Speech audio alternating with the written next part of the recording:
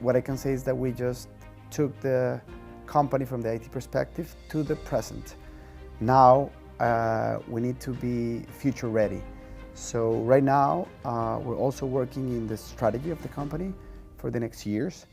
I'm part of the team who's defining the strategy, and for sure ROS, or the Aptean suite, is going to be an enabler for us to help us also go into that direction. So again, from all the things that I have seen here in the Unite and that I have talked to the people about, and all the things that you're doing from the analytics perspective, that it's great. What I saw today related to ROS BI was amazing. The things that I see that you're embedding in all the things that you're doing related to AI are going to help us a lot. So we have lots of things related to that in our strategy. So for sure, Aptean is going to be, again, an enabler for us to achieve what we want.